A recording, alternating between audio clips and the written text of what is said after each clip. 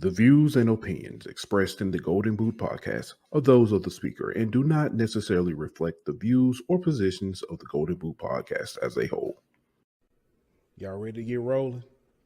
Quiet on the set.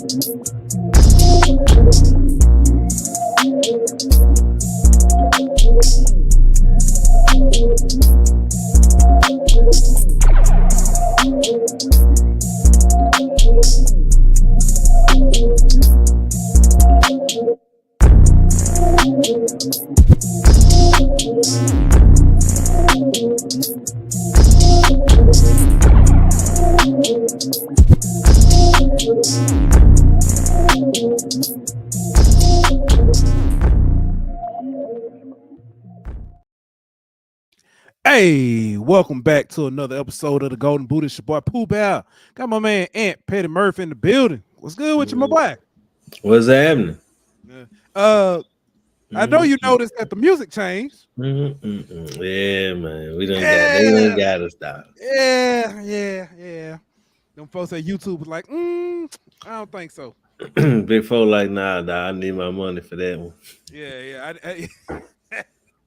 I was like, hey, you can't play that. I'm like, oh, my bad. What up, Marvin? Marvin in the building. What's good? What up, my boy, Marv? Nick in the building. What's good, Nick? We're gonna talk. That boy Nick on cloud 12 right now. Yeah, we're gonna have to talk some NBA tonight. We gotta start off with some stuff, but we definitely gotta talk some NBA. It's been some moves. That thing been jumping. Listen, hey, boy. NBA wild, bro. NBA wild. Too wild. I don't even know what to say. I was looking. I check some things out. I'm like, what? Yeah. I think $2 billion. I think that's what I saw in the first day. Oh yeah, man. The CBA done changed now, right? And so like you gotta spend that money now. You get penalized if you don't spend the money. You know what I'm saying? So like if you don't spend the money, then you can't spend it later on. Like you can't save it and then like try to get a guy middle of the season. Like ain't none of that no more. They done changed the CBA. So everybody gotta spend it. Ain't no more like, oh no, I'm only gonna spend 80 million.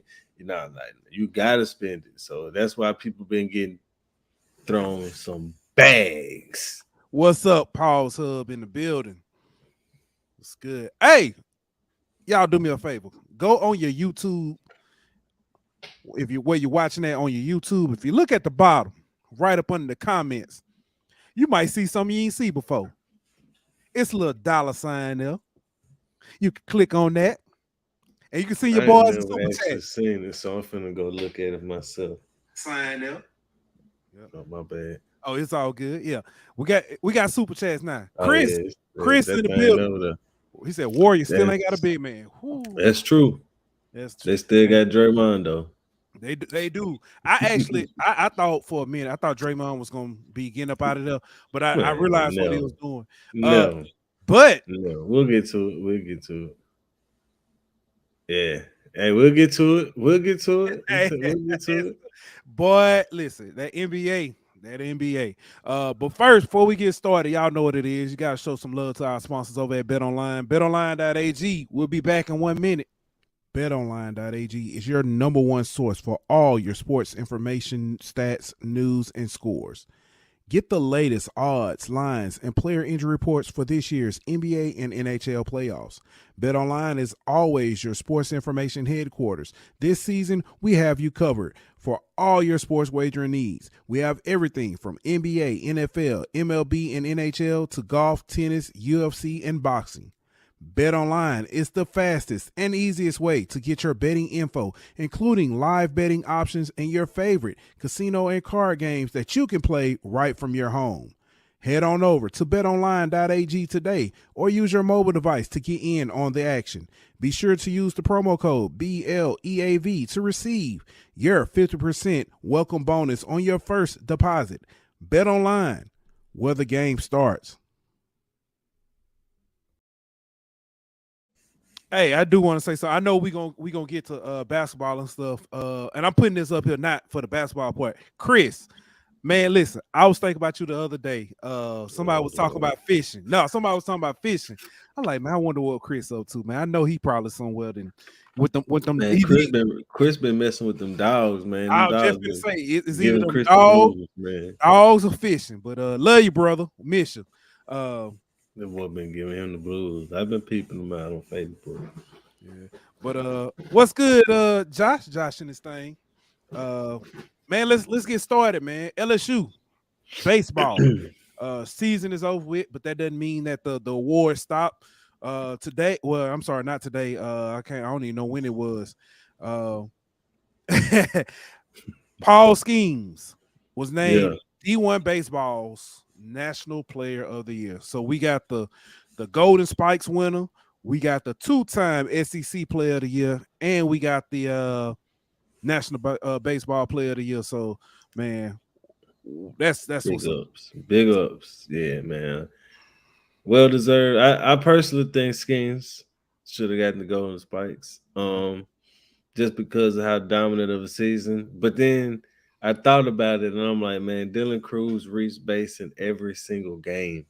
Safely, somehow, that's unheard of. Going back to last year. Yeah. I know, the only way it ends is because his season ended. The season ends, exactly, dog. But like every game, this guy got on base somehow, and like when I thought about that record and just how crazy that, like, yeah, he kind of get it. That too, like Chance Babbitt said, lifetime achievement. To a certain degree, like the Grand Thorpe Award, you know what I mean? Like, we kind of seen that too, but Skeens was so dominant, I felt like he deserved it, but I'm just as much, or if not more so, Cruz deserved it. I think we look at it and we think Skeens, but I thought about this too. When you have one, like you said, you've gotten on base successfully in every game this season, and a couple games last season. When you look at that, also when you're batting dang near 500 on a season, your on base percentage is almost, every two times you up the bat, you getting on at least once. Come on, man. It's hard not to think that, that, I mean, both are definitely well deserving. Not to mention what he did in the field too, though. You know what I'm saying? That's true. Very true. You playing one of the most important positions in the field and playing it very well to a high level. I mean, we saw the catch he made in the College World Series, but not just that. We've seen him use his arm to throw guys out. We've seen him make plays diving at the wall, be all over the outfield pretty much. So, yeah, I mean, he definitely deserved it, man. Yeah. So it goes without saying that Paul Skeens and Dylan Cruz were also named All-Americans, but they were joined by fellow Tiger Tommy White. It's funny because I say Tommy White and I'd be like, people say Tommy White, I say who? And then I think, oh, Tommy Tanks. But Tommy White is also All-American. I hadn't looked at the whole list, but from what I gathered, there were a lot of people from Florida and Wake Forest on that list. I mean, the first baseman from Wake Forest better be the only person above Trey Morgan on that list. And the only reason I say he should be above him is because Trey didn't play first base. What I'm saying? Yeah, he didn't exclusively play first base. But that other guy, I mean, I ain't no knock from that kid, that guy from Wake Forest, first baseman, 6'5", that big slugger. Yeah, he gonna be a monster himself, but.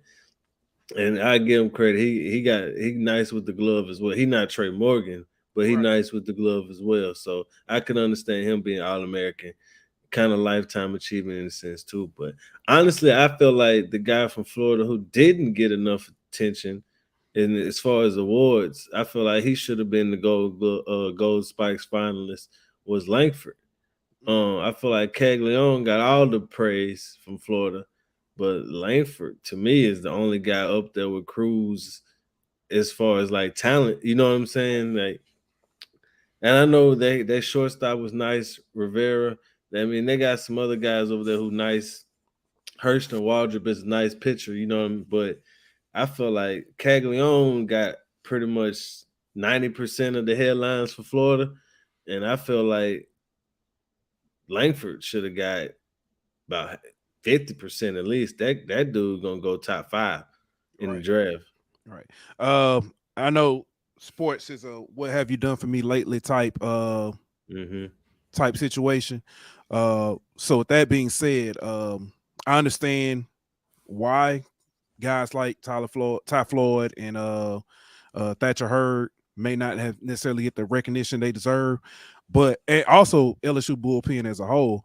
But when you look at Riley what Cooper. Riley Cooper especially, but when you look at what was done in the not just Omaha, but also in the tournament as a whole, yeah, it's gonna be it sets up for very nicely for next year. Definitely looking forward to it. Hopefully LSU will have a lot more names on these lists, on these All-American awards, and depending on how It'll be LSU a fares totally with, different team, man. it's completely different team. But depending on how we fare with the draft and stuff, LSU should start the season top 3, in my opinion. Yeah, man. Transfer portal still ain't done either. I mean, you still got a lot of people, a lot of movement in the transfer Mhm. portal to be made. And based on who we've kind of already got on campus, I Mhm. got kind of a good feeling as far as this incoming class. It may not be to the extent of where you get a Paxton Clean and you get Gavin Guidry to come to but Mhm. I know one guy is already on campus and he's already moved in and Yeah. looks like he ain't going anywhere. So if you can get one of them pitchers to come in, Definitely, definitely. We can get somebody. What's the kid from Wichita? I want the pitcher from Wichita. man, I know that Kind, kid from Jackson, Connor Griffin. If we can get that guy, if yeah, we can get that kid, I doubt it, but I'm not gonna lie, I doubt it. But bro, if you can get that guy, NIL, I mean that, I don't even think he coming. Honestly, I don't. yeah. So Chance Babin says Chase Burns would be huge, and I He agree. would be, I agree. but I don't think he coming. Yeah. I Uh, think, that's like, it, I don't know. I've been wrong before. I didn't right. think Van Lift was coming. You know what I mean? I feel like it's too obvious.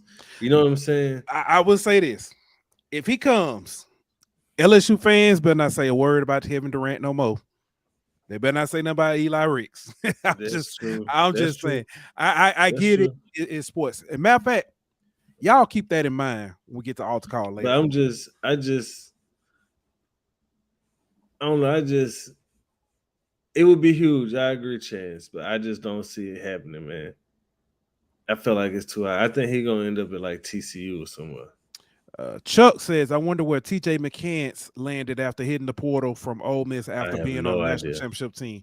I don't know. I have to No look that up. idea. We No idea. one of our other encyclopedia guys, Andrew Moore might he Yeah, might Andrew. If I got Julian in here, he could yeah, tell they'll you. know. Also, man, also LSU, we now have a new pitching coach. It's new to LSU, but not new to Jay Johnson. Uh, Mm-hmm. but LSU hires Nate Yeski as the pitching coach. He served as the pitching coach for Texas A&M previously. Uh, Before that, he was with Jay Johnson in Arizona. Mm. Um, And before that, so we talked about the parallels to the 2017 College World Series, right? mhm, In this World Series, that 2017 College World Series, the number one seed we faced that year was Oregon State, and that incredible pitching staff that they had that year. Their pitching coach, mhm. Nate Yeski. I love it. I love it. Yep, 11 Chance years at Bad, Oregon 11 years State. at Oregon State. Yeah, so like I said, he's very, very well renowned as far as pitching coach. I mean, he's been at the top of top of Absolutely. College Wars. I mean, he's had top staffs in the College World Series, made it to the College World Series, so he knows how to handle arms as far as not just regular season, but as far as deep runs into the tournament and things of that nature. So it's exactly what LSU needs as far as going to the future. And not only that, he's got the rapport with Jay Johnson as well. Yes. I forget who it was. There was somebody who is either a fan or reports for LSU said that before we got when Jay Johnson first came, before we got Coach Kelly from I think he was at Washington. Before we got him, he was hoping that Yeski would have came. Mhm. And it's funny that, since 2 years later We ended up we end getting up him, with him. yeah. Yeah.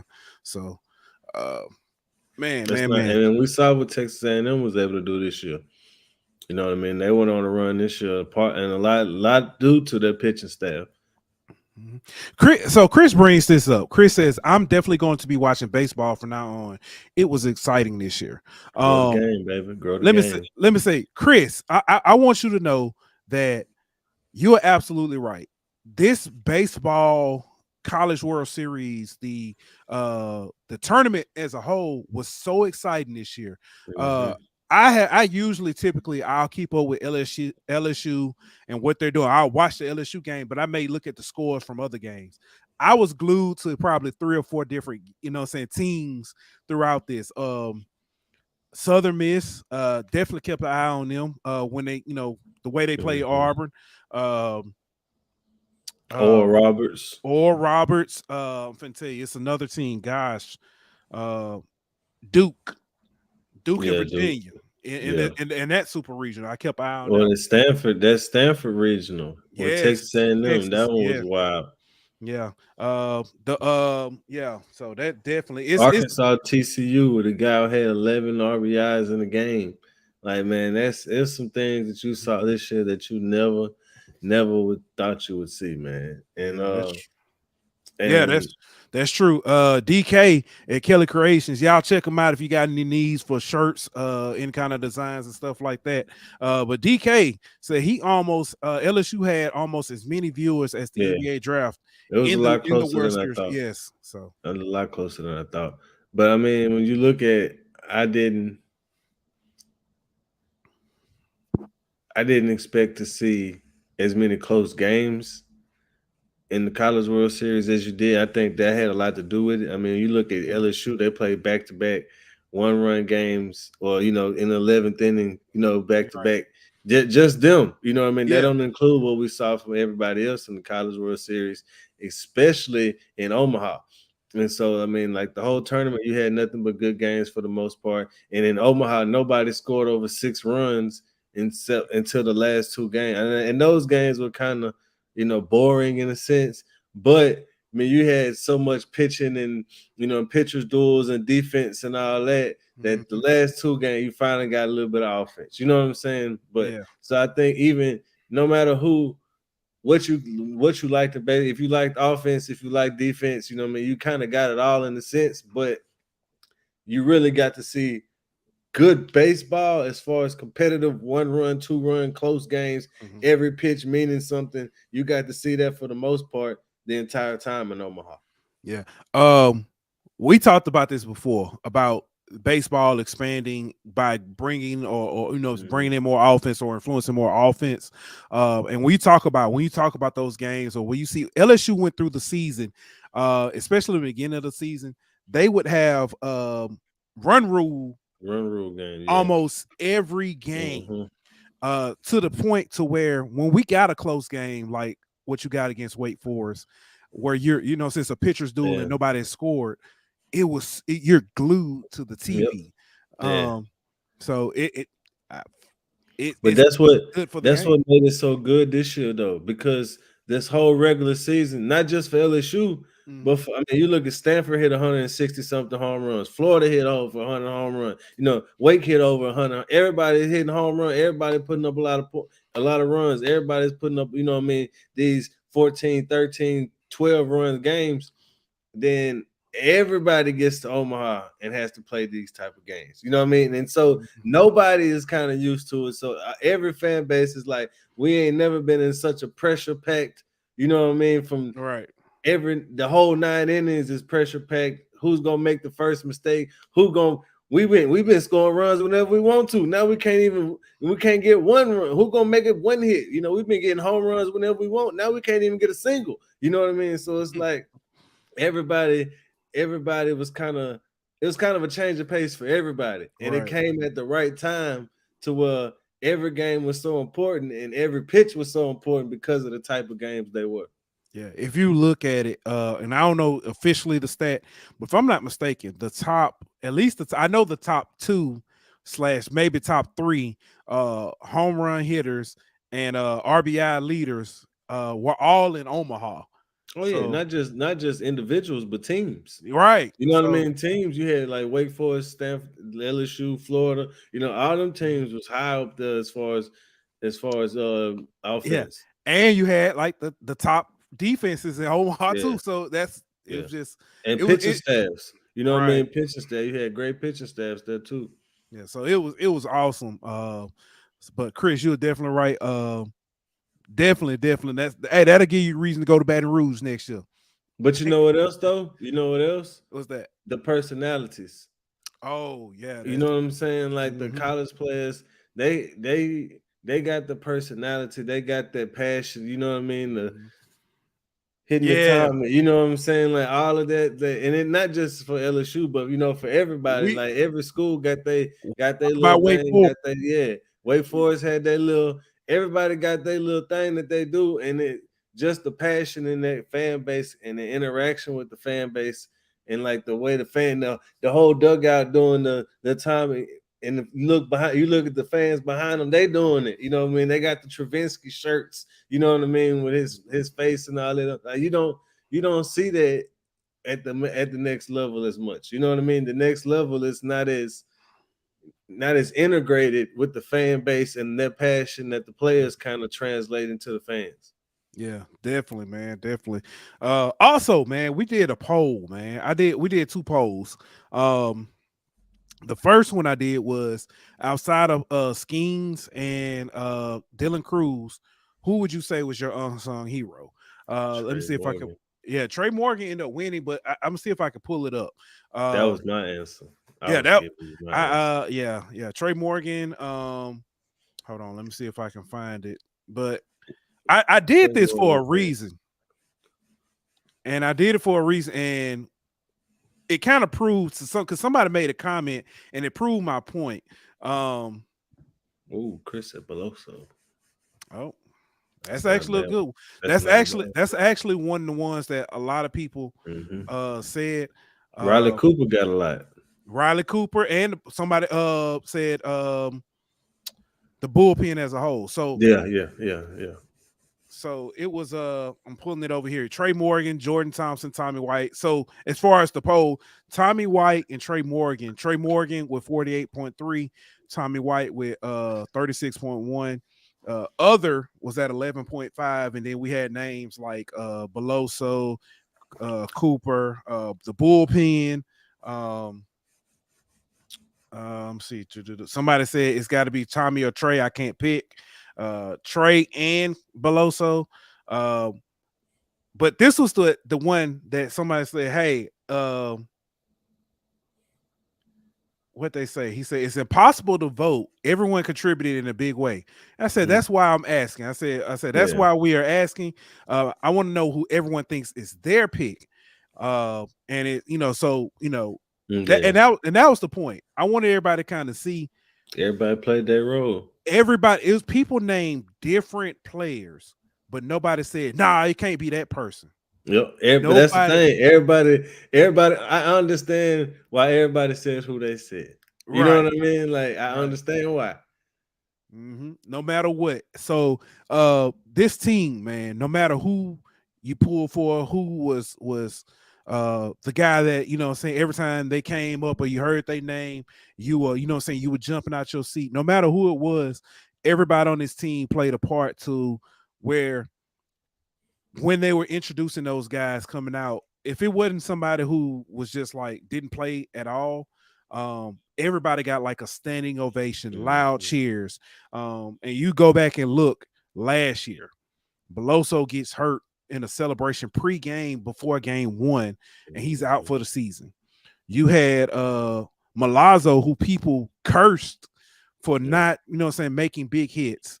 You had Jordan Thompson, who no matter what, even in the Florida game 2, people were yelling, "Hey, take him out!" This and talking bad about him, but fans rallied behind him in game 3. RBI. He gets the first RBI, and he plays such a pivotal role. But that's the point I kind of want to get people to see.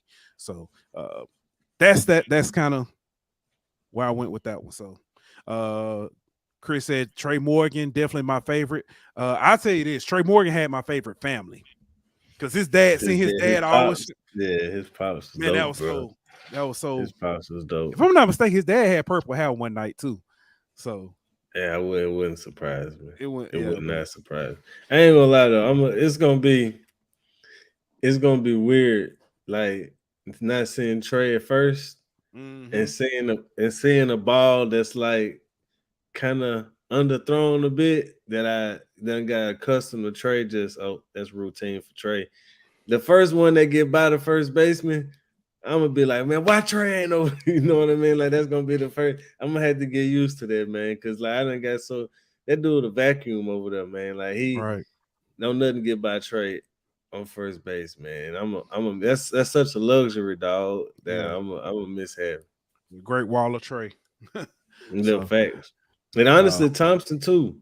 Oh yeah, and his range is short, bro. Like that's not nothing that you just find anybody being able to do. So we gonna, man, that team gonna look different next year, dog. And I don't know how ready I am for. Yeah, it's gonna take some growing pains. This gonna be equivalent to not necessarily in the dominance, but this will be equivalent to the 2019 team, where you have to get used to, because you're gonna be constantly comparing to that. So Friday nights, Lord have mercy, Friday night's gonna be so boy, I feel sorry for whoever go that first Friday night. I feel the first time you give up an earned run on Friday night. Oh man, I feel sorry for you. Is Trey projected to go first round? I don't think he is. I don't think so. I don't think so because we talked to Benny about this, man, and because of where he plays, he's not projected to play first base at the next level because of his size. He's probably gonna play outfield, and because he's not really a center fielder, and he doesn't necessarily give you like the 30 home run type projection that some guys do, he's not necessarily gonna be a first round type grade. He's still gonna go, and he's gonna be a solid pro, because he's gonna get on base. He's gonna get on base. He's gonna be great defensively, and he's gonna get on base. You know what I mean? Like that's a long career right there. But he's not necessarily gonna be that face of the franchise type guy at the next level. Trey is a guy who it might take him two maybe 3 years to get to the major leagues, but once he gets there, he's gonna have a good 15-20 year career. So yeah. Pause up. Next year's Friday night guy pitched the final game. It's Hurd bump now.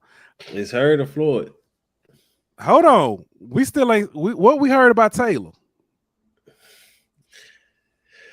Yeah, but he coming off an injury though. I get it. So it's gonna be interesting. I don't think you go wrong with either one of those guys. And man,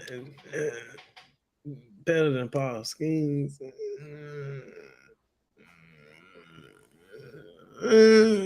I'm just saying, we'll see. We're gonna see, man. I'm not saying that it ain't true, but all I'm gonna say is I gotta see it to believe it. You know what I'm saying? Like, that's one of them. Never mind, I ain't even gonna do it. I ain't even gonna slander that boy no more on this show. He done been slandered enough. That man is 32 years old now with a kid, even though he just stopped playing at LSU last year. I was finna talk about Miles Brennan, but I know. He got a kid now. Congratulations. I don't know. I'm just assuming. You know, he's been married for about 3 years now, so 2 years now, something. I don't know.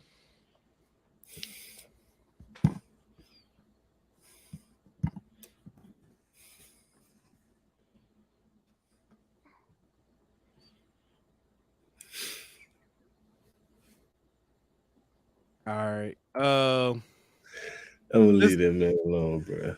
yeah. Let's. You know what? I'm glad you said that. Let's pivot to football off of that. Oh Speaking of Lord. grown men playing football, Okay. In the league. USFL. Oh, USFL. Okay, Yeah, man. I don't want to talk about it because the Breakers lost. they did. They got broke. Got broke. Hey. But Listen, see, like, all I right. was So this, pulling for the Breakers I'm because conflicted. I'm conflicted. I know why. I know why you conflicted. I was pulling. How you think I feel? I Yeah, was you do pulling that. for the Breakers because of Akil Glass, who isn't necessarily starting or Yeah. playing, and D Anderson, or with the Mm-hmm. Breakers. But they played the Birmingham team, and probably But should be Birmingham, cheering for Birmingham Birmingham. got that number though, man. I probably should be cheering for Birmingham, but yeah, that's funny. Krill said, "Moment of silence when Miles is mentioned." Man, y'all crazy, man. But Hilarious. but man, all right. So the to me, the championship game was last weekend between the Breakers and the Stallions. Personally, Okay. the Breakers, bro, I don't know what it is. They could beat anybody, but they can't beat the Stallions. They just got that number, man. And the quarterback for the Stallions, Magoo, I think is his name, Alex Magoo, I think, I something think like it's that. Mug, McGall or something like that. McGold. I don't know. I might be saying it wrong, but the man just pretty much carved us up. The Uh, Breakers. he was also the only reason he played this year because of an injury. Yeah, Jamar Smith hurt. But what's Jamar crazy Smith, is and he won the MVP. yeah, Jamar Smith Jamar Smith led them to a championship last year, the Stallions, that is. And the only reason he did that was because Magoo got hurt last year. So it's almost like they flipped the script on everybody this year. And so no matter who the quarterback is, they still finna go win the championship because this is back-to-back championships for the Birmingham Stallions. Head coach Skip Holtz, formerly of Louisiana Tech. That's why I'm so conflicted because I feel like they kind of did my boy wrong at Tech. He had the longest consecutive bowl streak at one point. I mean, he had like 6 straight bowl wins at one point, like longest bowl win streak. And one bad year that kind of let him go. And he went to the USFL and went back-to-back championships. One with Jamar, one without Jamar. So it's like it don't matter who you give him a quarterback, he's still finna go make magic. And if I'm not Yeah. mistaken, he done only lost what? They lost 3 games in 2 Yeah. seasons. I mean, that's 3. ridiculous, dog. And with the turnover at the USFL level because of people getting camp invites and things of that nature, it's like you pretty much doing it With a new squad. college-esque. You know what I'm saying? Like, and Wait, so and when you say college basketball is the one and done yeah, type. one and done. Really, yeah, true. Yeah, I mean, he's had some of the same people back as far as offensive linemen. You know, some of the same, but it ain't like it is in NFL where you bring 85% of your roster back. And so, my question is, who finna hire this man as their college coach? Because honestly, I thought UAB would have, but they went with Trent Dilfer. Don't get me started there. Don't even get me started there. I'll sip my margarita on that. Yeah. Yeah. So Paul Sub says the Stallions record through 2 seasons is 21-3. Ridiculous. 10-0 against the North Division. The next best is the Breakers at 14-8. Think about that is That's ridiculous, bro. That's ridiculous. Hey, and to his point though, like, all right, the North Division is pretty much all defense. You know what I'm saying? Like, if you look at the Pittsburgh team, the Maulers, they got like Reuben Foster, former first round draft pick. he laid that Oh yeah, that hey, that lumber. hey, he finna be in somebody camp. The way he played this year, watch somebody finna take the way he played this year. Somebody finna take it. And then they had the cornerback who was in the Pittsburgh training camp last year. So Pittsburgh had some defense, but Minnesota was it Detroit had like the leading tackler, like the defensive player of the year. Like so, the North got like all the defense, the South got all the offense. You know what I'm saying? And so it's whenever the North play the Stallions or the Breakers, they can't really keep up. And if you look at the Stallions' toughest game this year, actually came against the North. Well, one of them did against Pittsburgh, but look at the championship game, and it's like it wasn't even close. Yeah, the only reason I say Reuben Foster, and I would make a joke, but I'm not gonna joke about DV right now. Yeah, I mean, I think I But get you. our own reason, yeah, I don't think I think what the league is trying to get away from. I feel you, but I feel like that enough time has passed where they'll still take a chance on. I got you. Speaking of, well, we can get back. I'll leave. I was gonna say, Greg Hardy.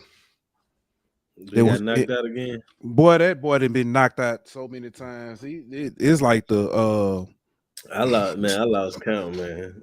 Hey, he at went. This point, I think he a tomato can. I think he a guy that they like. Oh, I got this up and coming guy who like he just need a fight at the UFC level to get his feet. He ain't in the UFC no more.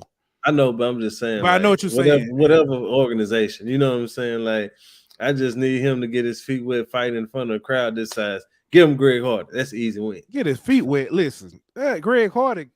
I literally feet wet because he only going to be in there for about 45 seconds with Greg Hardy before he knocked him out. I literally thought Greg Hardy had a new job working for mattress, what they call mattress firm.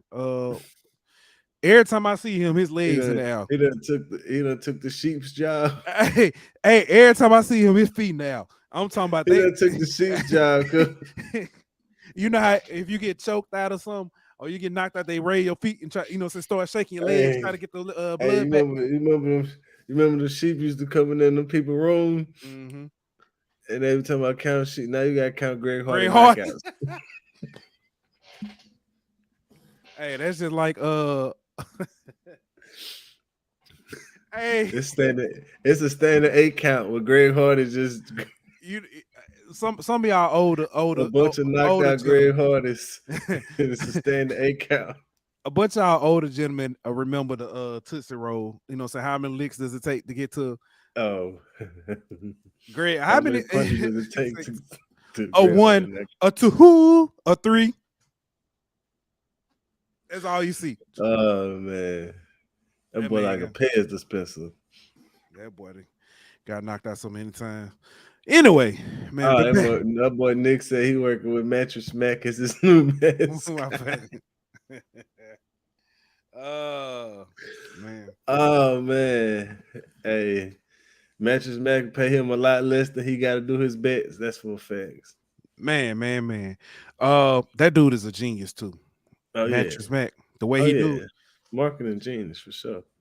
Oh man. Boy, that was funny. Man. Shout out to I do want to say shout out to Birmingham, back-to-back champions. Yeah, shout out to Coach Holtz, man. Coach Holtz. I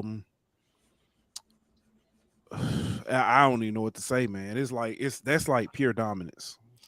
Hey, but I will say this though. I can't wait until the Breakers get a stadium and they play in the city of New Orleans. Make that happen, Breakers. Yeoman Stadium. Make it happen.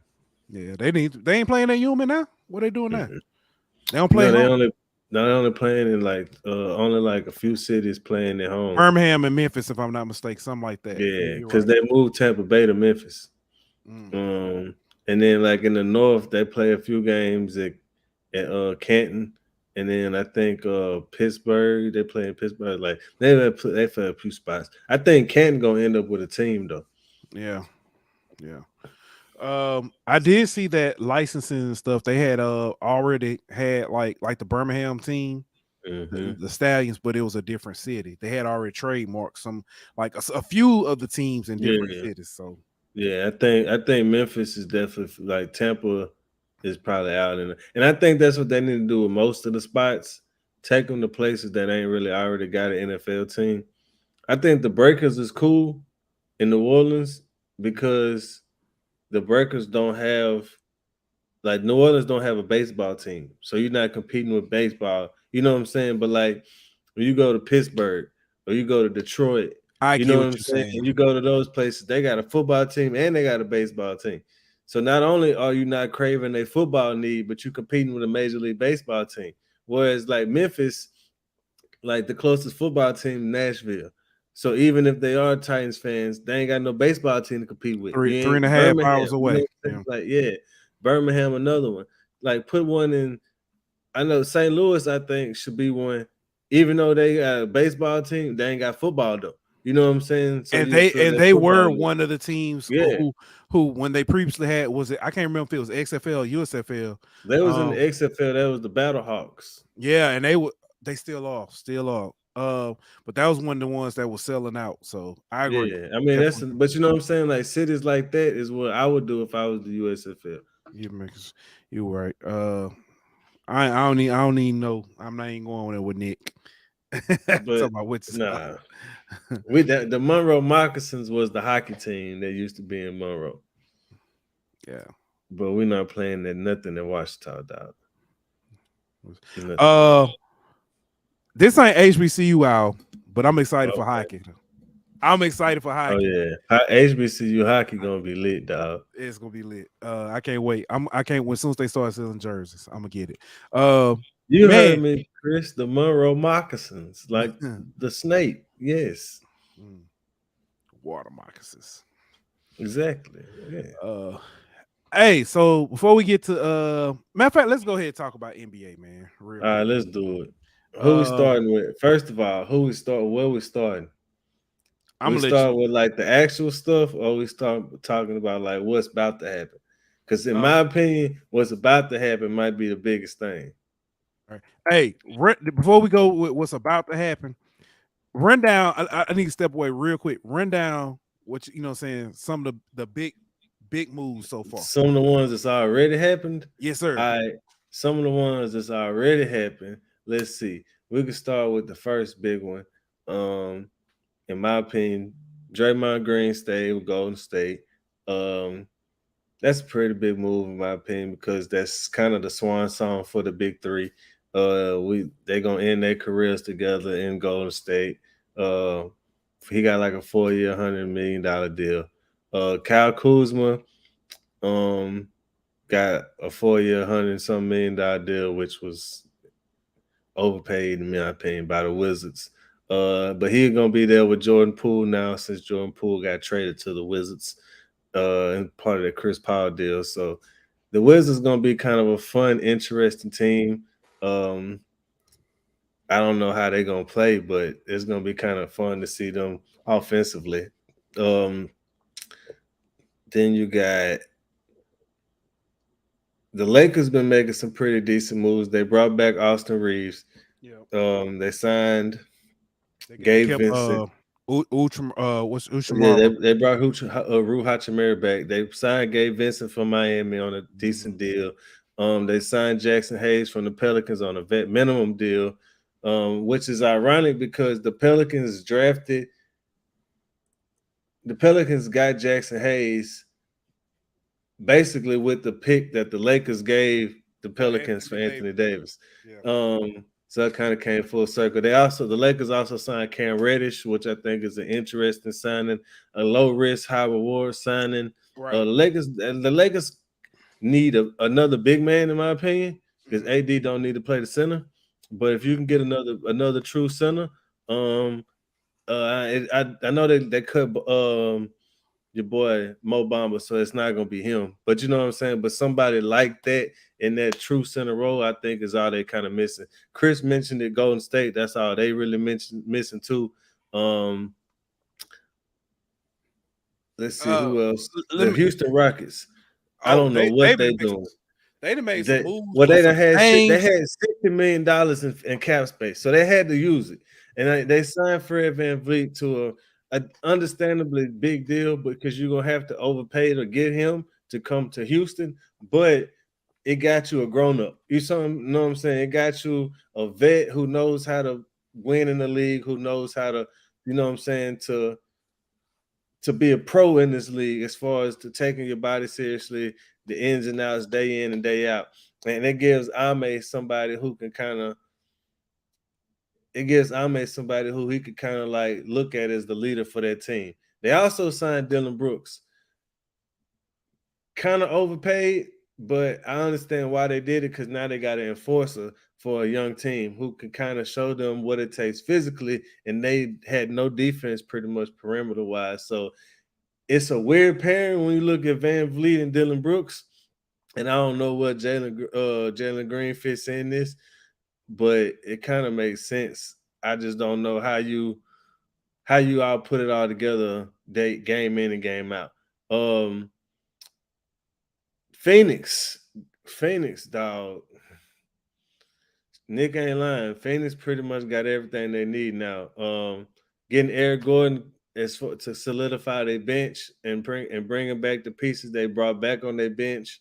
They lost Jock Londale, who got overpaid. He got overpaid by Houston. I don't know why. Yeah, he did. He did. I don't know why. I saw them. But Houston, but Phoenix though, man, they have pretty much everything they need. But I'm not gonna say. The only question is health. I'm not gonna say we've seen this before. Have we? To an extent, where a team loads up, they look good on paper, but we ain't seen a team like this, big dog. Like I get it. I know the Brooklyn team with Harden and Kyrie, but who is their big man? But we've seen who is they Eric Gordon off the bench? The Clippers 1 year had that team. When Kawhi got the Clippers ain't never had a team this good, bro. Okay, never. I'm just saying. I'm not doubting. Never. I just wonder what it's going. I mean, the only teams we've seen this good as far as like top to bottom talent wise is them Golden State teams with Durant, the Miami teams with LeBron and Wade in them. And you're going to have to go back a few ways to find like top to bottom. Like when you look at top to bottom, what they got, bro.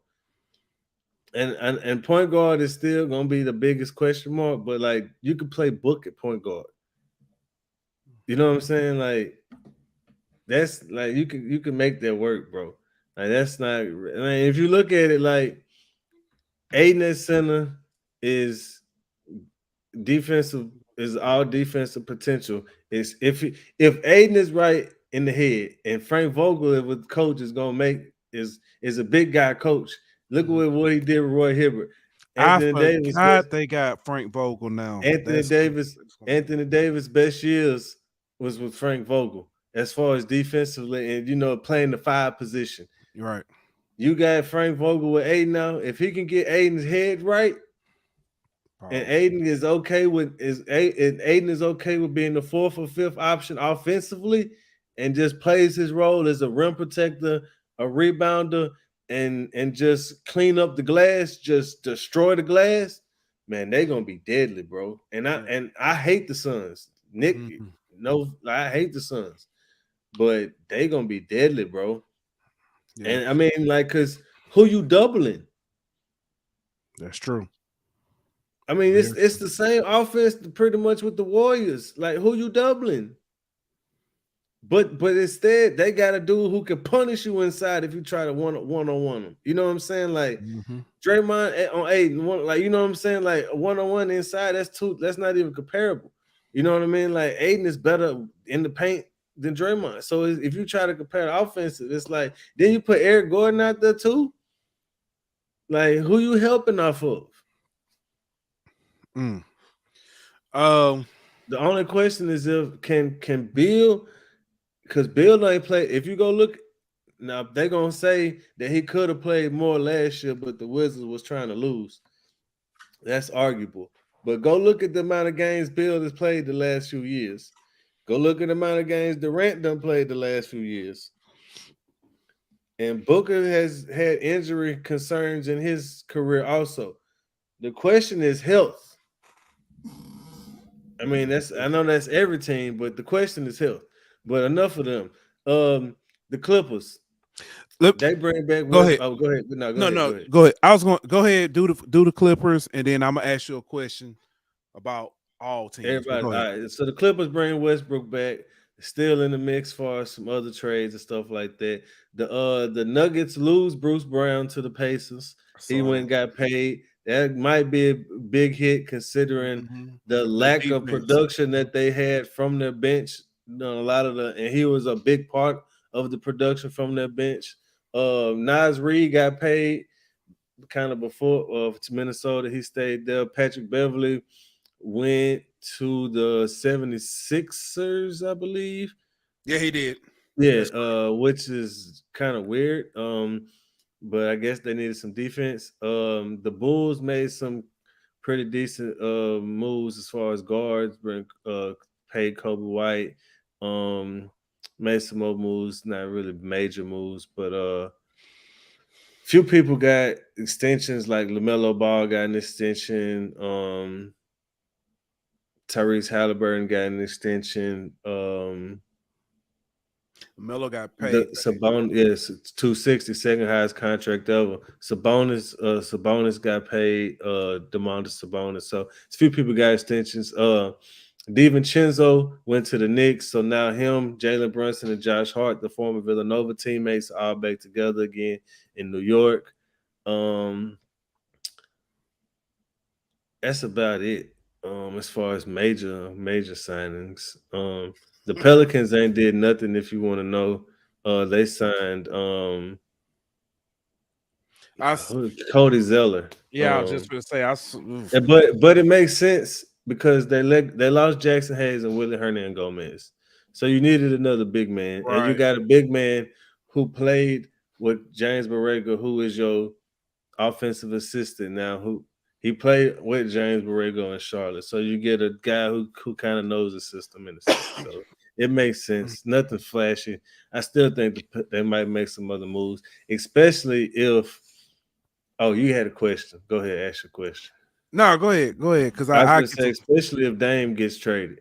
yeah. If which is what I was gonna say, what's coming next.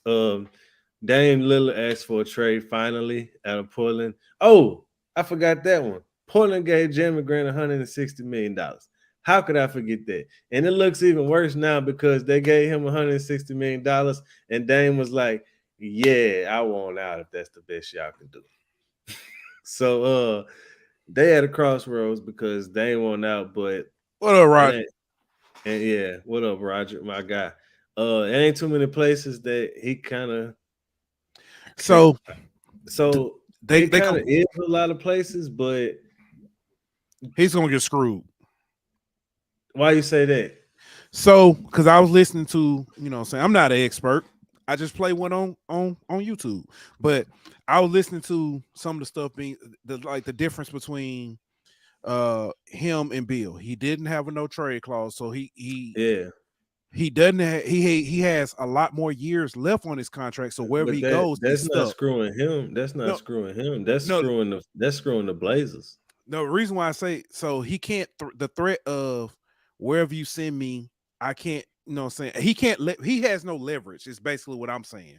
Oh well, Uh no, that I agree with that. I he agree has with no that. leverage. The Pacers are gonna try to. I'm not Pacers. The Blazers are gonna try to get what they can for him.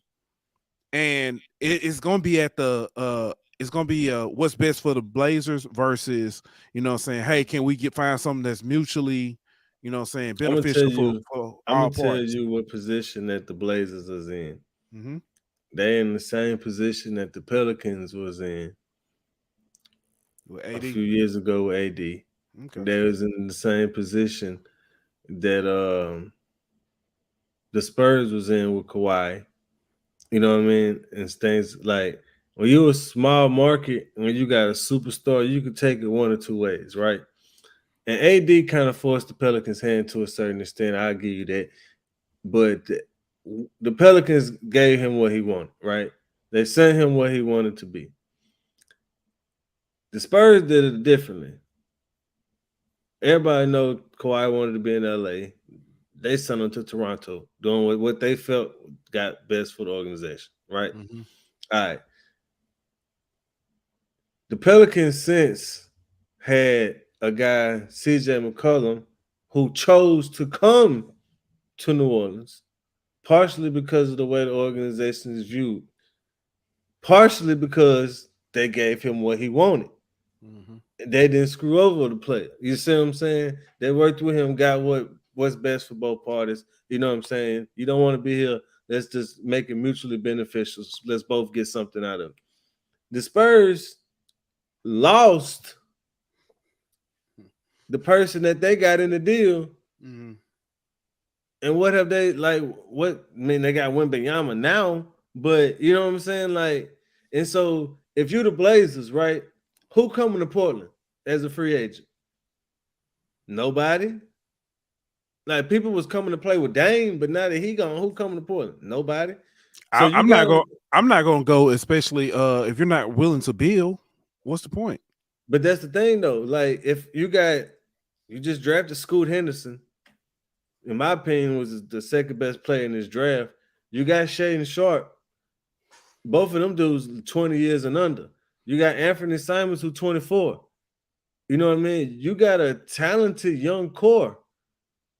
Why should they want to stay if you're the type of organization that don't look out for your players, especially a guy who's arguably the greatest Blazer of all time, the greatest Blazer of my lifetime? You know what I'm saying? Like, so if you don't look out for him, the dude who done did all this for y'all, and you send him to Detroit, you know what I'm saying? Or you send him to, you know what I'm saying, Washington, somewhere he don't really want to be. Let me ask this. Would going to Detroit be a bad move right now? Yes. If you Dame Lillard and you want to win, yes. Detroit got a nice young core, but they ain't nowhere close to contending right now. There's only, Chris said Dame been there 11 years. That's a long time, especially in today's NBA. To your point, there's only 2 players who've been with their team longer than Dame. You want to know who they are? Clay and Steph. Both of them got 4 rings. So to your point, he been there longer than he been in Portland longer than Draymond been in Golden State. So if you don't do right by him, who wants to stay there? If I'm Simon's next big contract extension, why do I want to stay? If things get rough, you just finna ship me somewhere I don't want to be. So it's like that's what the Pelicans were, bro. I did not want AD to go to the Lakers. But if we didn't do that, who wants to come to LA ever again? I mean, who wants to come to New Orleans ever again? And even if you get drafted there, you know you're gonna want to be first thing smoking. I'm out. They don't take care of their players here. Was our cousin Simple? I think you caught that. He said the best Blazers in our lifetime. Yeah, so, I said my lifetime. You're like, now I was young when Clyde was playing. I never saw Bill Walton play for the Blazers. I ain't that damn old. So but I get what you're saying. Let me ask this. This is the question I want to ask. We know when it came down to playoffs, the talent gap between who eventually became the champions, being the Denver Nuggets, and everybody else was kind of, some of the teams who could have competed with them may have been in the East, and they got eliminated for the most part. So my question is, with everything that's happened so far, with the draft, with free agency, trades, everything that's going on, has anybody narrowed the gap enough to where they are a major threat to Denver? And I think I know the answer to this, but go ahead. Denver lost some depth for one. Yeah. Because they lost Jeff Green too. Oh, that's true. Houston signed him too. So so Denver lost some depth for one. And the West got better. The Lakers got better. I was happy. Phoenix got better. You know, we talk about this offline all the time. You know what I'm saying about the problem with the Lakers and period. You need a center. and you need a stretch. You need somebody who can get you through the regular season. I And you need don't necessarily know if you need a stretch right now, dog. And I I know your sentiments, yeah. but I'm gonna tell you why. Mhm. Because offense ain't a problem for y'all.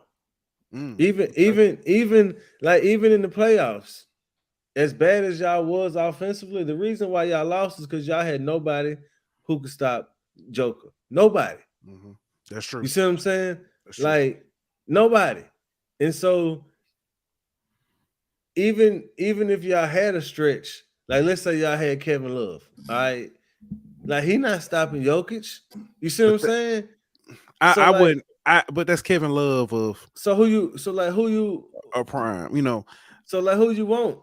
I don't know, man. That's the point. Like, I you see what don't. I'm saying? Like, it ain't too many. Like, the only few, like, you got like Brook Lopez, who just signed, who re-signed with him and Middleton both re-signed with Resign. Milwaukee.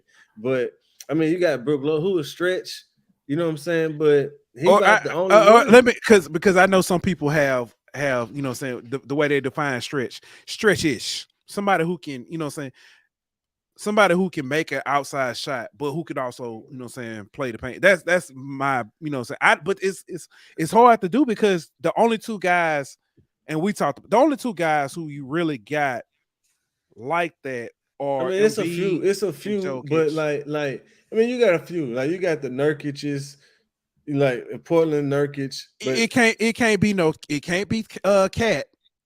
no. Can't be I him. mean, Cat like a 4. That's why they went and got Gobert. You know what I'm It's not saying? even that. I need a big who got that dog in him. I don't But need. I mean, I understand, but what I'm saying is, like, even if he got that dog in him, like Cat is a 4. You know what I'm saying? Like, it ain't him having that dog in it ain't got nothing to do with it. That's a, Bam is a 4. Bam is he's size wise. He's a 4. He He's a can't. 4. Like, yes, like having that dog in him has nothing to do when you're going against Jokic. Yeah. Like, you know what I'm saying? Like, you need size. That dude, that's a big human being. You know what I'm saying? And so, like, you need a guy who is gonna be You know like, who we need yeah, to you get. need a 7-foot dude who got some size to him. You know who we need You to get. need go get Boogie Cousins. Like, you know what That's a I'm good saying? one. Like, you need somebody like that, bro. That's what you need.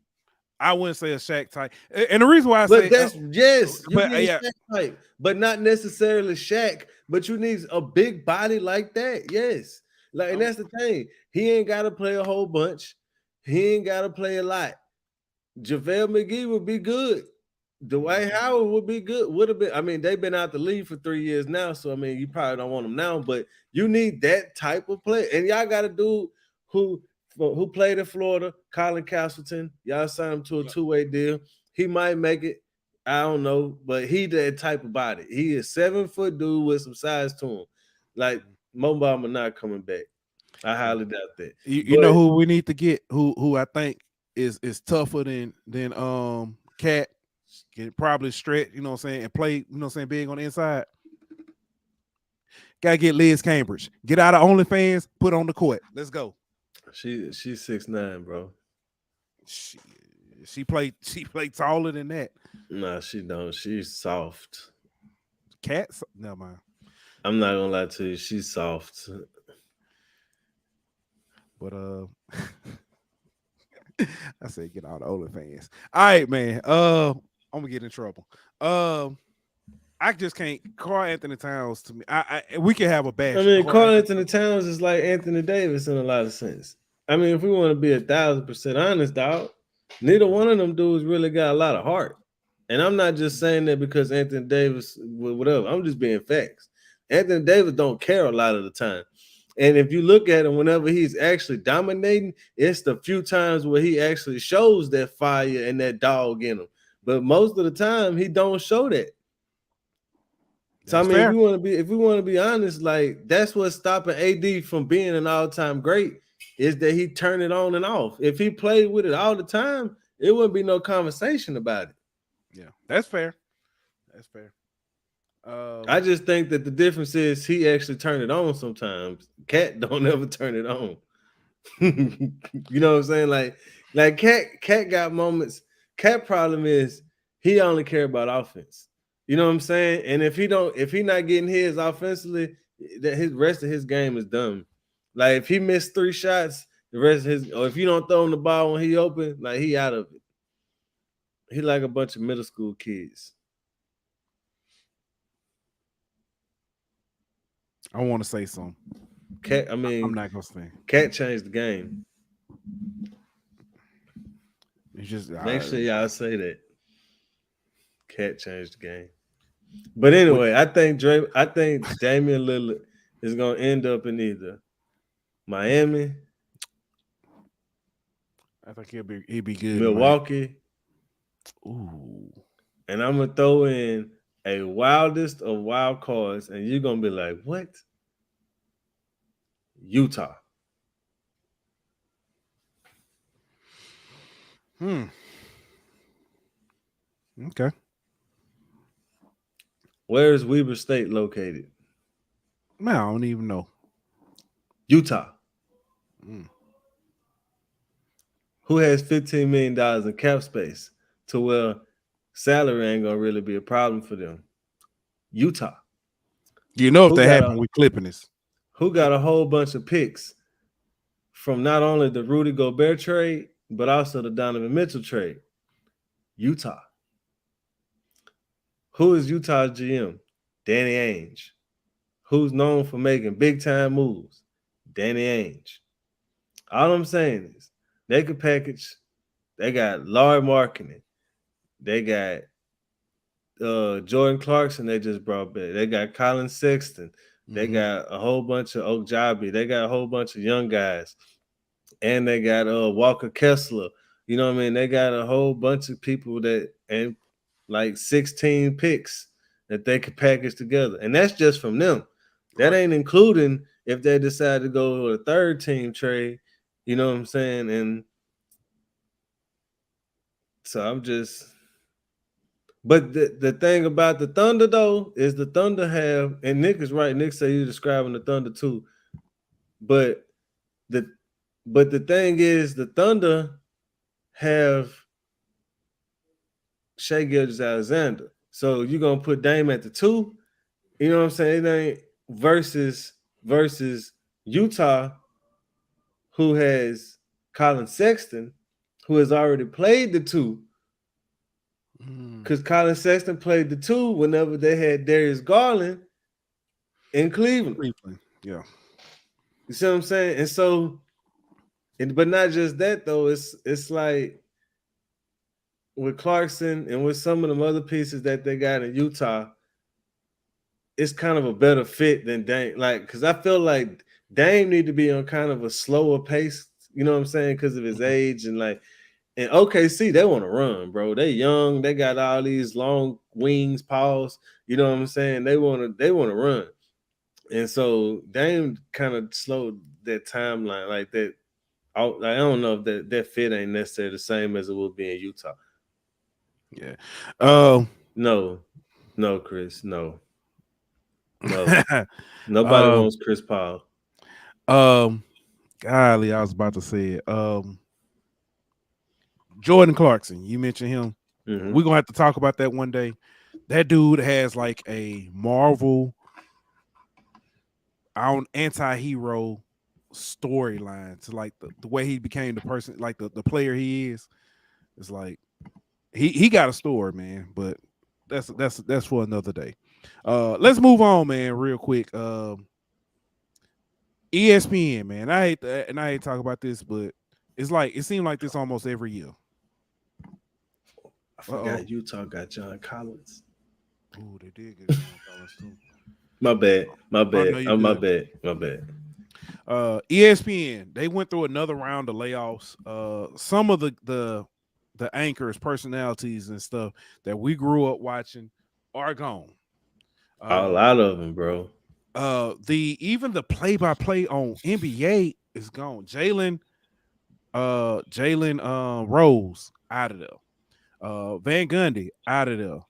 That will mess me. Hey, did you see who they finna possibly replace Van Gundy with? Oh God, I didn't. Who? Doc Rivers.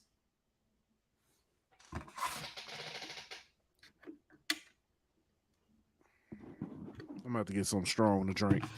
I'm just gonna watch him on mute. Because Doc Rivers and Mark Jackson, not happening, boss.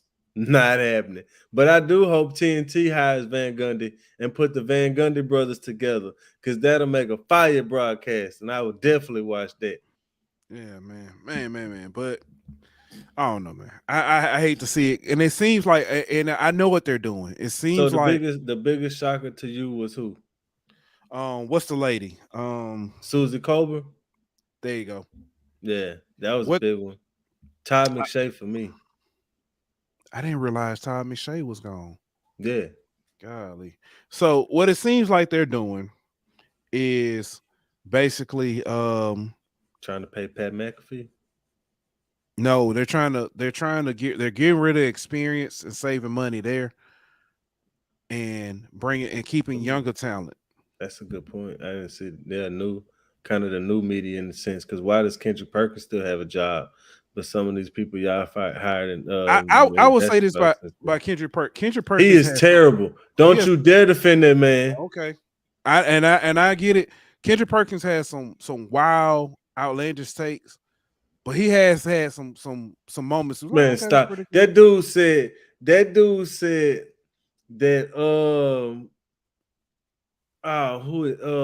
boy 7 who is it, Nick? He said that somebody had grown to 7'2", and he took it off a Twitter troll, bro. Oh, yeah. I forgot. I want to say it was Moses Moody, but I could be wrong. But he was like, "Yeah, somebody done grown to 7'2", and that was somebody on Twitter said it like trolling, and then that was like, and he even like quote tweeted that tweet and was like, "Boom, like y'all leave me alone." Like, come on, bro. Like, yeah, see, Moses Moody. He said Moses Moody was 7'2" now. Yeah, sources tell me Moses Moody 7'2". Ain't no source told you that. Twitter told you that, man. Some dude in his mama basement told you that, and you ran with it on national television. That dude is terrible, bro. But anyway, back to ESPN and their layoffs. But yeah. I think they're trying to, for one, pay Pat McAfee, because they spent a lot of money on him. And so if you look at like Max Kellerman, they got rid of him. Yeah. They got rid of Keyshawn Johnson. They got rid of somebody else. Did they get rid of Jay Will? I know they got rid of the show, but they got rid of Jalen Rose. So it's like they got rid of like radio, like Max Kellerman and Jalen Rose, like they on ESPN radio. So it's like they freed up some radio spots too for the Pat McAfee show, in a sense. You see what I'm saying? And they could kind of free up some teeth. They got rid of some Sports Center personalities. Like they got rid of all kind of people. But to me, ESPN messed up whenever they did the Manning cast on Monday Night Football, because now you're paying Troy Aikman and Joe Buck, who deservedly so, they probably the best in the business, but you also paying the Mannings, and they competing against each other. What I feel like they should have did, they said Jay contract was up, so he was gone anyway. What I feel like they should have did was, I feel like they should do the Manning cast for the second biggest SEC game of the week. Keyword, second biggest. So for Mississippi State versus South Carolina, do the Manning cast. Y'all both played in the SEC. Y'all both played against people who went to both of these schools. Y'all got contacts at these schools. And now you got people who live in Ohio, or people who live in North Dakota, or people who live in Portland, Oregon, got a reason to tune in to that SEC game now, because they get to watch the Manning brothers. That's what I feel like. But anyway, now you got all this money to make up that you done paid all these people, and so now you got to lay people off. Now they're talking about bringing Shannon Sharp on potentially on First Take and all this other kind of, but I just don't see it, man. I don't care for Shannon Sharp on First Take. I get it. I don't care for first. I don't watch. I don't care. I don't either. But I don't watch nothing on ESPN but Sports Center. But I do think what ESPN brings or is trying to bring, if they do get Shannon Sharp, is more for the podcast side. His podcast is That I new think, media. yeah, You know what I'm saying? And that's like McAfee. But I mean, honestly, I don't know if that's really yeah. All right, man. We can move on, man. I do want to say, I know you didn't watch it. Big fight last night. Big Baby Anderson. I can't think of his first name. Big Baby Jared. Anderson. Jared Big Baby Anderson versus Charles Martin. It was his first big test. Um, I know uh, Nick watched it. it was said to be his first big test, and it turned out to be his first big test. He actually he had not been past the 6th round, and he had knockouts in all his fights. He actually, this one went the distance. He got a knockdown in the 1st or 2nd round. I think it was the 2nd round. He got a knockdown on a clean shot. But then around the 5th or 6th, he got caught. Charles Martin caught him. Hey, he caught him in one, and the eyes buck. Hey, and then he was, hey, I'm telling you ever when somebody say something to you, something crazy, but hey man, come here, give me a hug. That's how he got hit. He got hit. He said, "Oh, come here, give me a hug. Come here. Talk to you for a minute." He got hit, and he locked up and stuff. And that was probably with about a minute left in the round. And from there, he kind of got, so his feet were still wobbly, but he got out of that round, came back, fought a real good fight. And they talked about it. They basically said that with him surviving that fight, he is probably he just needs experience. He's not ready for the big time heavyweights, but he's getting there. His biggest flaw is probably tightening up his defense. Yeah, he ain't ready for them big boys, man. He got to tighten up his defense a little bit. Shakur Stevens walked out with him, carrying his belt and stuff. So it's funny, man, to see when Shakur Stevens is not fighting. That boy's so small, man. When he is not fighting, he looked like a little kid. And then he got the dimples and he always smiling, bro. Yeah, he always just look happy to be there. You know what I mean? Like, I almost said something bad, but he just look happy to be there, man. Yeah. So it's good to see him, walk out with him and stuff. I can't wait to see his next fight. I don't know who it is. I just every time he fight, I just love seeing him fight. So. Man, they say he gonna get the winner of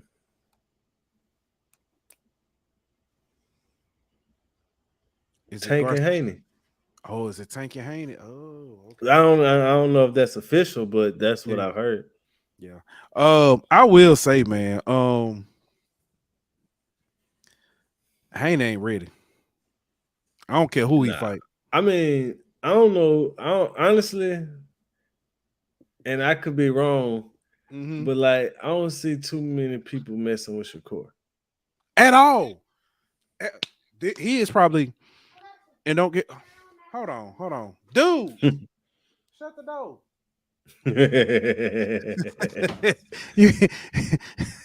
Hey, I gotta tell you, Dylan. I got a Dylan story too. He came in. We was talking about the NBA. He came in. Said, "Dad, I just got embarrassed." I said, "By what?" He said, "A 10-year-old embarrassed me." I said, "What happened?" He said, "I had kicked the ball to him and I was running, and he did this move right here, and I had slipped. And I looked down at his feet. He got on Crocs. I said, but you got on Crocs. Why you got on real shoes? I had them in sports mode." It's like, bro, that don't count. But anyway, that dude that funny. But yeah. Haney is not ready. Back to box. Haney is not ready. He just ain't. I think he got exposed big time. Oh yeah. I think he lost that fight versus Lomachenko. He completely lost it. How they got them numbers, I have no idea.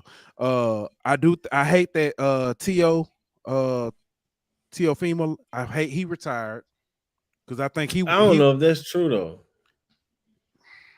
I don't know if that's true. I think that dude just, and it was crazy because I kind of liked him as a fighter, but I think he just kind of mad he not in the spotlight. I think he would. He's not getting the attention. He and granted, he's pretty good. But he got a few losses though. If he had took on Shakur, because let me ask you, man, he was gonna get man. Who is he gonna beat? Shakur? I don't even know if he could be. Well, he could probably be. Him and Haney might be the He could closest get one. Haney. He could get Haney. He could get He could get. No, he can't. You finna say Ryan Garcia? No, he can't. Nope, not Garcia. He can I get. think he could. I don't think so. Nope, I not think he Garcia. could. And he definitely ain't getting Tank. I think. No. I think I he think. can. I think he get. I think he get Ryan Garcia though. I think the only person I really think that can get get Tank, I think it's Shakur Stevens, and that's simply because I think Tank can't, you know, what I'm saying, it's gonna be hard for him to land one, and he would get beat technically. It wouldn't be a knockout. He'll get beat. I think he just technically get beat. Yeah, I can see that. I can see that. So Yeah, I'm telling you, Lopez will get Garcia, bro. I think he will too, bro. Garcia is don't like he's not gonna be good against an aggressive fighter because Garcia don't like being on the defensive. He's not really a counter striker. You know what I'm saying? So like I just have to see it. I get what you're saying. Tiafimo aggressive like that, so he gonna keep charging. He gonna put Garcia like running backwards the whole time. So I think he could get, and I'm not saying Garcia couldn't beat him. You know what I'm saying? Right. But like, No, I get what I think that's the, I think that's the type of fighter that Garcia wouldn't really do well against, is an aggressive fighter like that. But the rest, I agree with you. I think honestly, nobody beating Shakur, in my opinion. Shakur is like Andre Ward to me, like 1,000 cuts. He's gonna slice you to death every time. Haney is like Adrian Bronner to me. Mm-hmm. He got talent, but his head ain't always there, and I don't really know how much he actually like boxing. But Adrian Broner got he let his Tank, ego kill his career. Yeah, Tank, bro. Tank got. I don't know if he could get with Shakur though, dog, because Shakur's so patient and technical, and Tank is smart and he know angles and he know distances and all that. But I don't know if he patient enough, dog. Like I don't know if he patient enough, because like you might not get a solid hit for 4 rounds. You know what I mean? Like, and you just gonna have to live with that. I'm gonna be honest with you. I have never seen anybody get a solid hit a whole fight. But that's what I'm saying. Like you might, like your one chance might come once every 4 rounds. Death and you by just gotta be 1,000 okay cuts. with that and take that. You just gonna have to be okay with it and just make the most of that one shot when you get it every 4 rounds. You get 3 shots a fight, you know what I'm saying? And if you don't hit one of them 3, it's over with for you. And I just don't know if he that patient.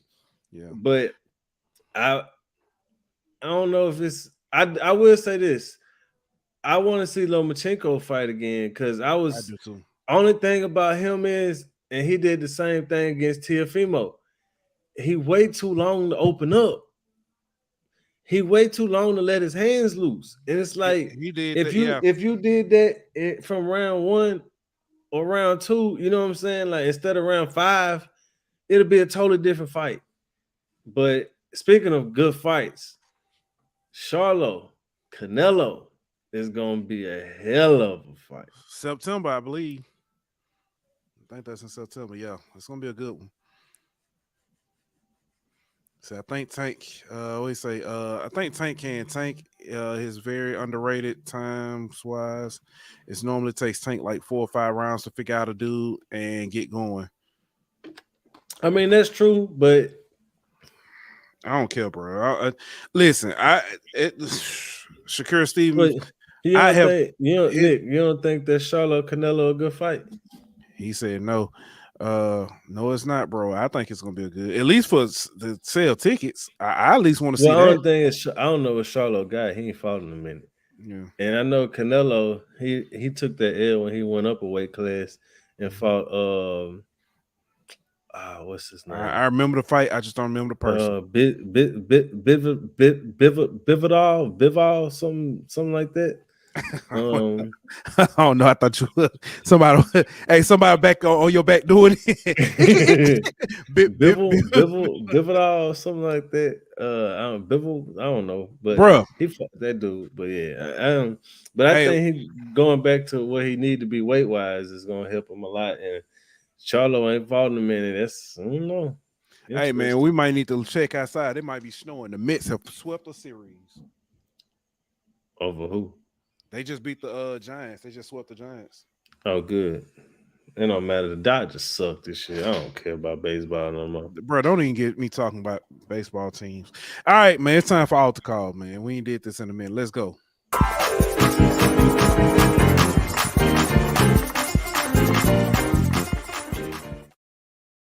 All right, let's roll.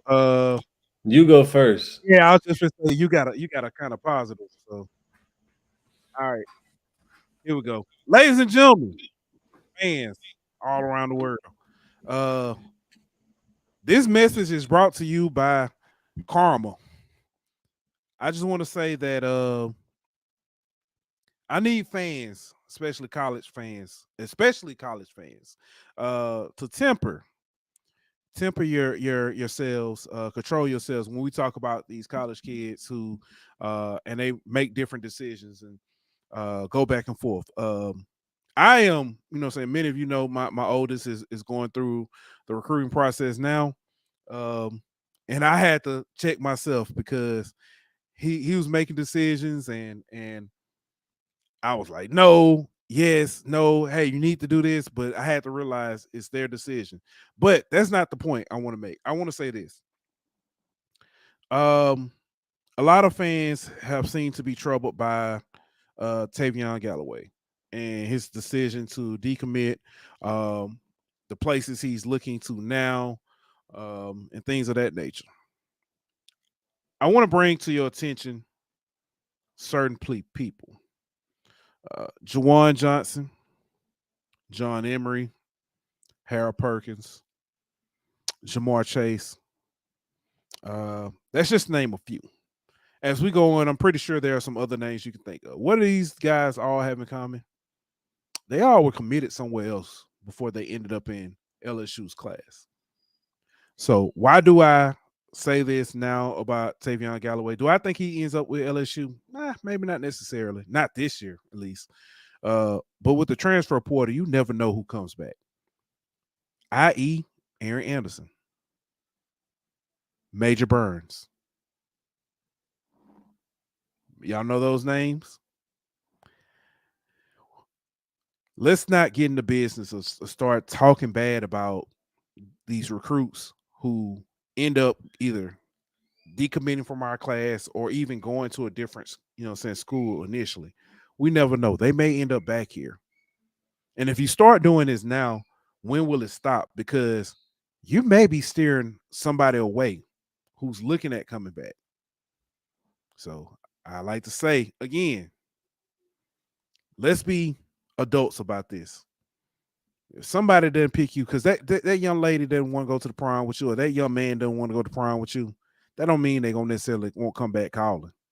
Some of y'all understand that. Some of y'all still got that rejection, the rejection issues from high school or college or wherever you got them from. But chill, man. These are young men that are making decisions, yeah, and young ladies who are making decisions for the best of themselves. That's all I got for you. Well, I couldn't agree more, my brother. Very, very good information to keep in mind for us fans. Now, I want to ask the audience, how good of a friend are you? And not just that, how good of friends do you have? Because I would like to call down the friends of our guy, your guy. You might not even know who this guy is. But our guy Jordan Westberg made his MLB debut, and his friends came and supported him the way that all friends should come out and support friends. Pooh, roll that clip for me. So my guy gets called up for his first MLB game. This is his first at bat, and his friends, as you see right there, are going wild in the dugout. I mean, the guy finally gets his first MLB game at the bend in the minors for 6 years, and his friends drive up, get right behind home plate, causing mayhem, cheering at every pitch. It's like a 2-2 count. My guy is fighting hard. He's fighting pitches off. He's taking close pitches. Fights off a pitch right here. His friends are going wild. It's pouring down rain, by the way, if you can't tell. And his friends are right there cheering him on. They're getting the catcher angry. They're yelling so loud, and he ends up drawing a walk. And his friends go wild. Are your friends the type that'll come sit in the rain for your debut just to cheer you on while you draw a walk? Do you have friends that good? Are you that type of friend? Would you go cheer on your friend get a walk in his first MLB game? Because if you want, you need to reevaluate yourself, and you need to ask yourself, why aren't you that good of a friend? And my God, we all need to be like Jordan, and we need to have friends that support us like that. Kudos to y'all, man. Way to support your friend, bro. And congratulations, Jordan. Way to get called up to the majors, man. Way to see your dream finally come true. That's what I call a friend, Pooh. Hey, I heard that he was debating on if his walk-up song was gonna be the Golden Girls theme song or You Got a Friend in Me by Paul Newman. Oh man, that's real though, man. Have people, out there supporting you like that. That's real, bro. That's as real as it get, dog. I want somebody who gonna cheer for me like that, dog. In my corner, bro, for real. Yeah. I played softball for my job. You know what I'm saying? And my wife and kids. You ain't had no cheering section like that for you. Yeah, dog? my wife and kids used to love coming out. You know what I'm saying? Cheering me on, man. My kids laughed at me though, because I slid for third base and I came up short and I started swimming. They were laugh. Listen. You did that Willie Mays Hayes on them, huh? Man, what? I was safe though. I made it. Thanks. Oh man, we'll be back. Sometime. I don't know if we're gonna be on Wednesday. We'll be probably back on next Sunday. But we back Wednesday. Y'all just enjoy it. How about that? But until then, man, y'all know what the deal is. Oh, my bad.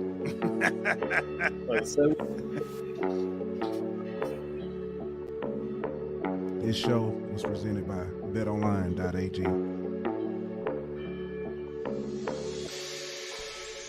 Don't forget to like, follow, and subscribe on Twitter at Golden Boot. On Instagram at Golden Boot. On YouTube at The Golden Boot Pod. On Facebook at The Golden Boot Pod.